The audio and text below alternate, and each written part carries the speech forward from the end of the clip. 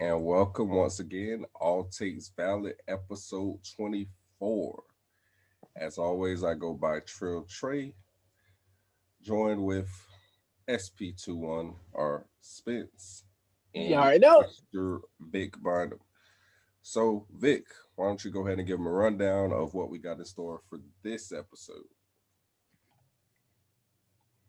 All right, so for this episode, we have the recap of the Week 16 games, followed by our power rankings, which should be the final one before playoff kickoff, which won't be until 2 weeks from now. But next week, power rankings will be unnecessary since we'll be talking about more about playoffs, seedings, and etc.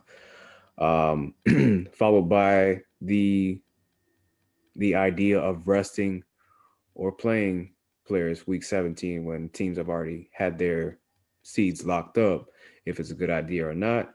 We'll give our take on that. And to cap off, we will make our prediction, our final prediction of who will win MVP for the COVID season. So, with that being said, go ahead and recap the week 16 games. Um, so you the from the last video that we what was it? The last video that we took on Saturday, we had a few games that transpired. We had that Friday night football game, um, and sorry, I'm just trying to get the games right here. Scrolled a little too far. Okay.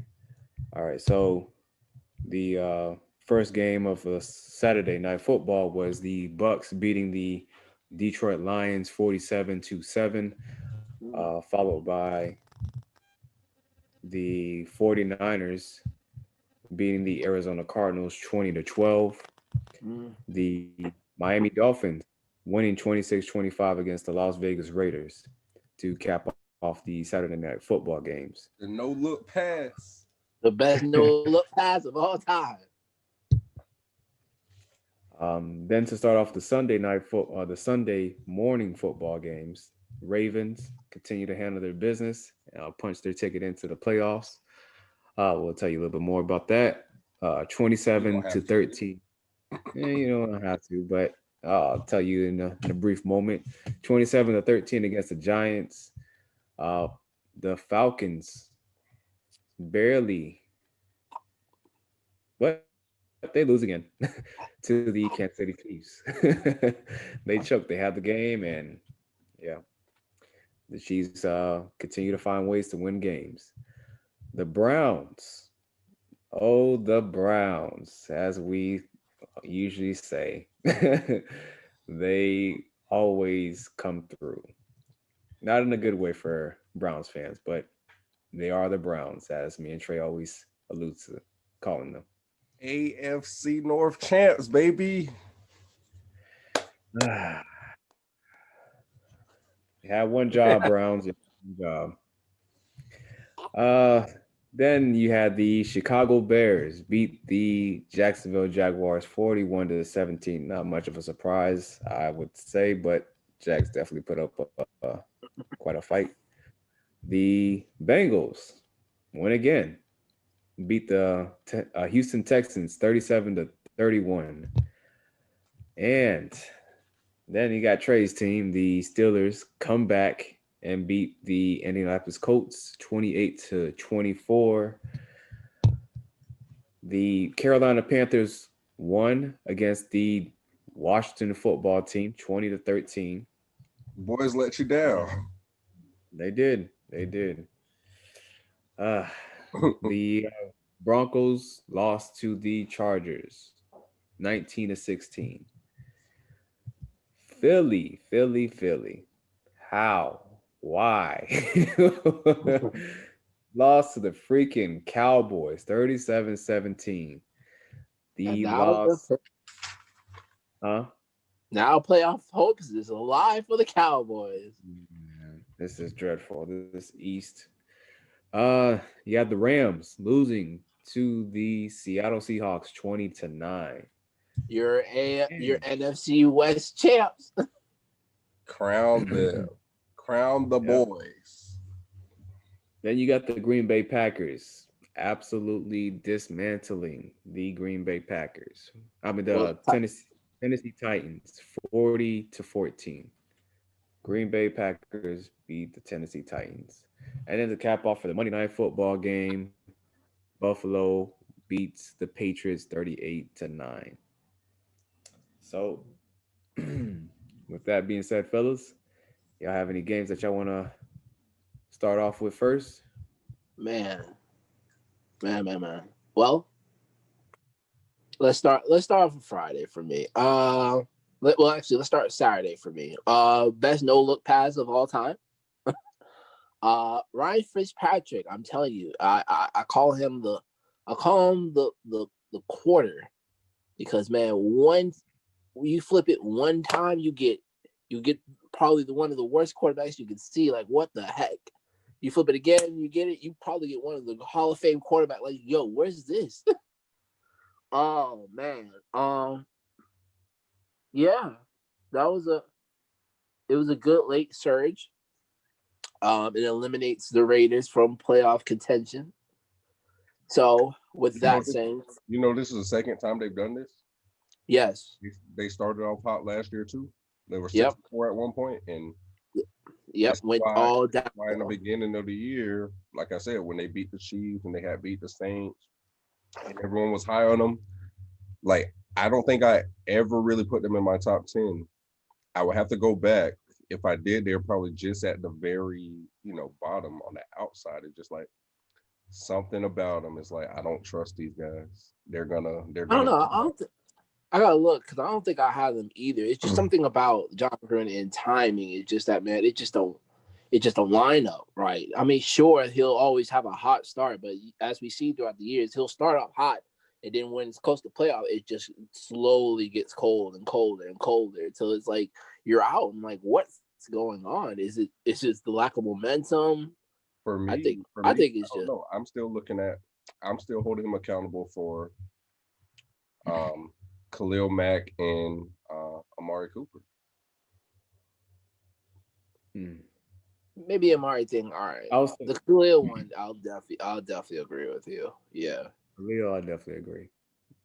Amari, they could have got away with it. I mean, with Waller and Ruggs is there, so they're not there yet, but they'll become very key pieces in the offense. But Khalil, I'll definitely. Well, there's no replacing the Khalil Mack. Let's make that clear. But no. But no. I mean, no. I don't know. I feel like if you had an Amari Cooper, maybe it will have been a lot easier to move the ball. Yeah. It'll be a lot easier to move the ball, because now teams are really just looking at Waller and maybe Josh Jacobs. So once you eliminate them, you have to use Rigger and Aguilar and all that. So I will definitely give you that for, Amari will probably open up the offense. But if you really want to blame John for anything, it's that Khalil one. That's the one that's.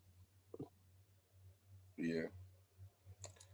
But anyways, this isn't a Raiders deep dive. To that, they went offensively. So I don't know about that one. I really do. Hold on. What? This whole Dolphins thing. What are they doing? What's going on? What do you mean? What do you mean? Tua Fitz. Oh. Fitz. You gotta. I mean, I get it. You're trying to still make the playoffs. I get it. I think at a certain point, I get it. Okay, you're gonna break the kid's confidence. Like, you can't. I get it. I get what you're saying. All right, I get what you're saying. It's mostly, man. It's just like, man, if something's not working, man, I gotta try something else. I mean, yes, it's going to be that times that you're just gonna have to let him. Some days you're just gonna let him burn. You got to let him burn. You That's haven't the done only that way. yet, though. Every time he I gets in know, a situation, I know. I don't know. It's too much. I mean, I get, I think, maybe it's because it's his first year, and maybe it's because yeah, of the fact that you still have Fitzpatrick there, but you don't right. see other teams do this. True. Because Ben Naz the last 3 weeks, last month before Sunday, in the first half of Sunday, you could have just benched him and said, "Let's put Mason in." Right, but let's be honest, Trey. Do you believe Mason Rudolph?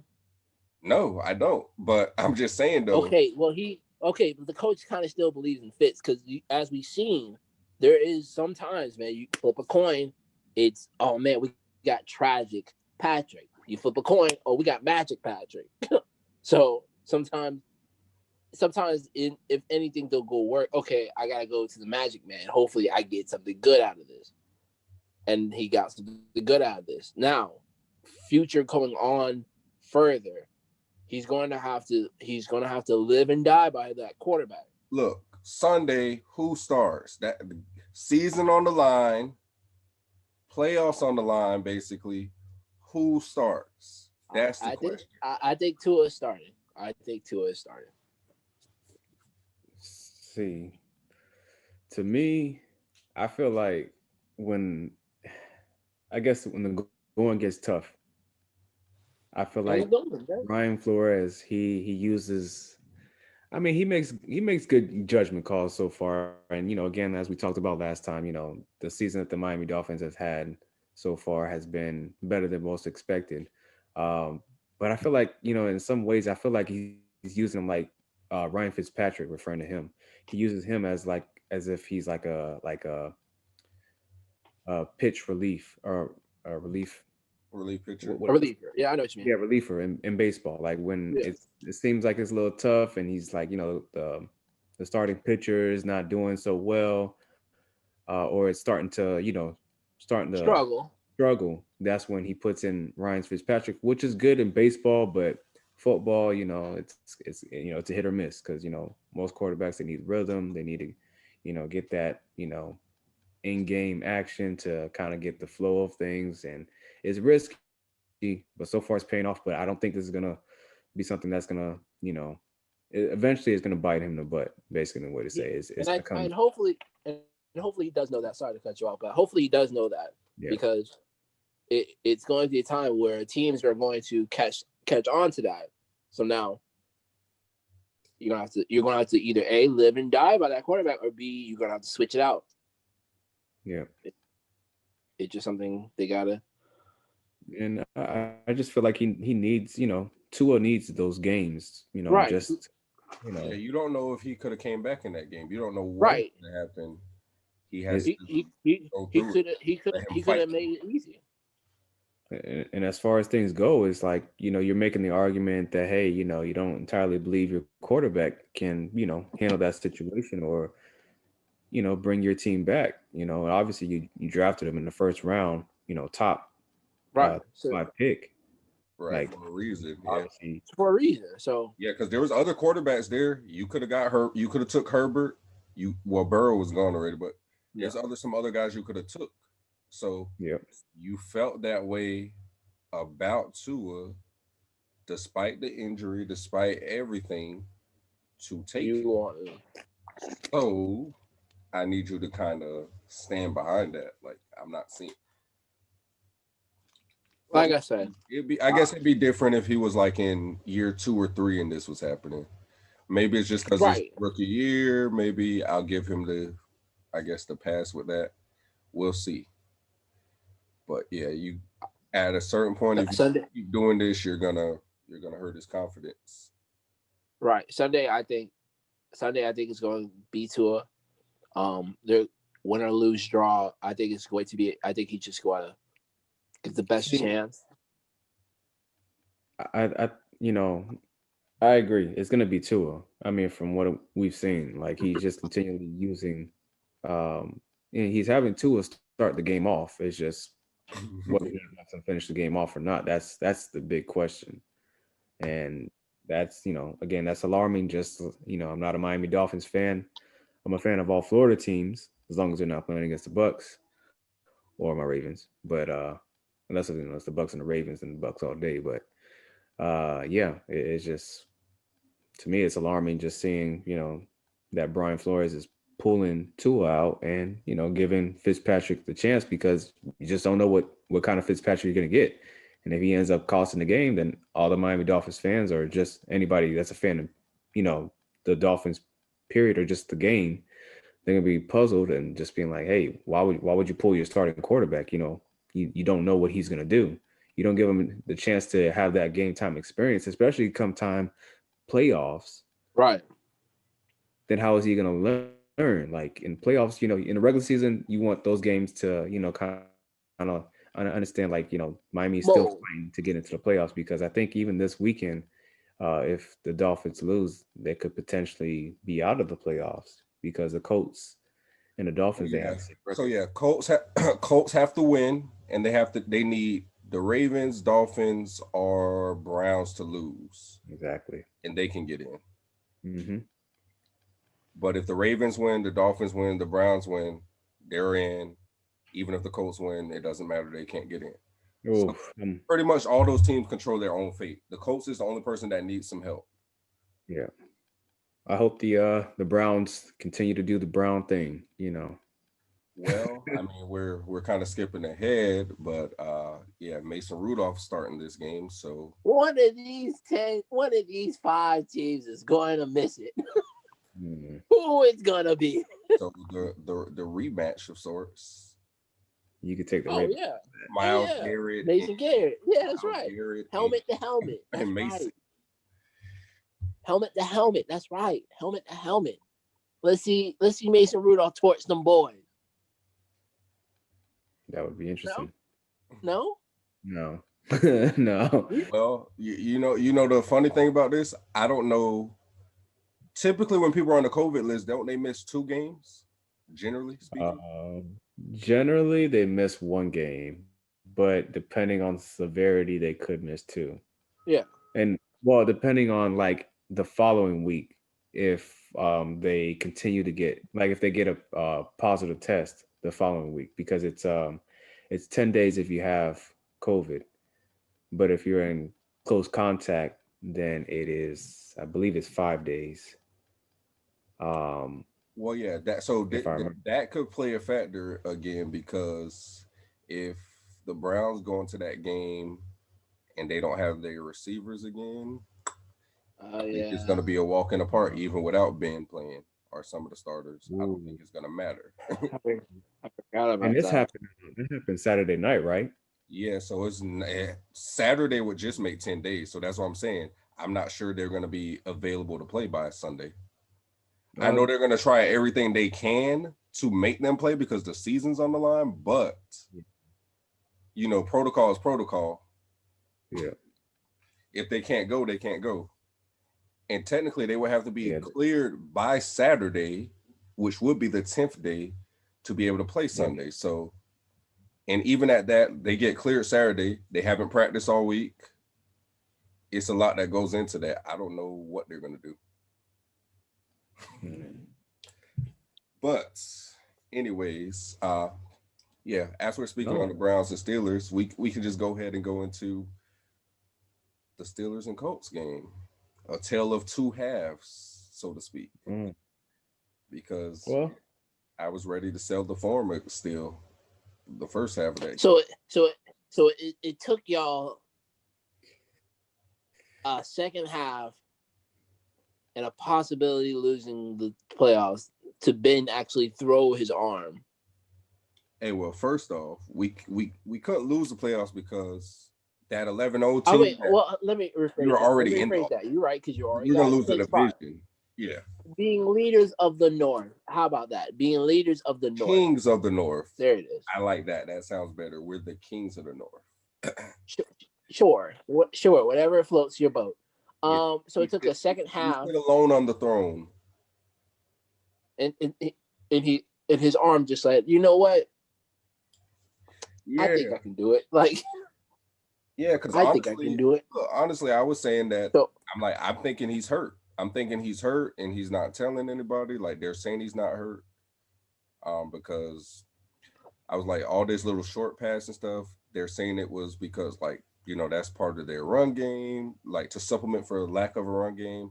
But then at a certain point, it's like, I'm seeing open receivers down the field and he doesn't even take the shot. So then it's like, okay, is he hurt? Like, what's going on? Something's going on.